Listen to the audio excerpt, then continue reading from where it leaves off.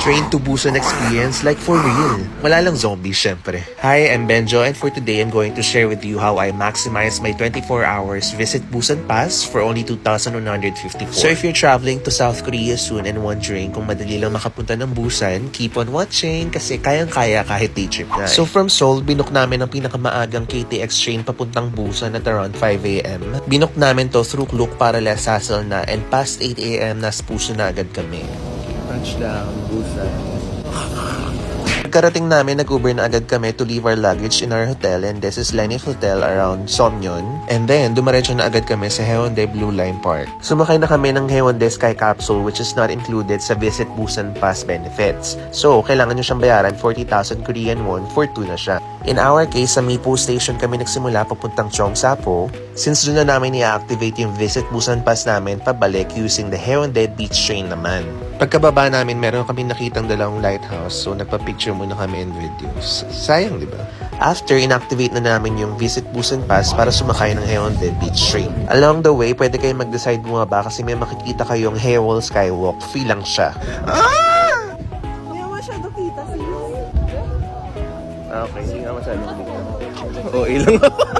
Pagkatapos niyan, bumalik na kami sa Mipo Station at nakita namin itong Haeundae Beach. Ang ganda, diba? And ito yung gusto ko sa Busan. Isa sa mga famous city ng South Korea but it doesn't feel like it kasi sobrang chill dito as in.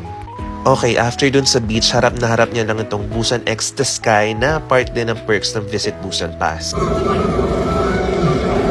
Pagka-present ng pass, sumakit na agad kami dito sa observatory and yes, napakataas niya. 384 meters above the ground, kaya doon lang lala itong bentahin na to. Yes, pero almost rentahin na. Then after, DIY kami nagpunta dito sa Diamond Bay Yacht Cruise which is part din ng benefits ng Visit Busan Pass. However, merong 5,000 Korean won na additional kapag sunset or gabi ka magku-cruise which is so worth it kasi may fireworks.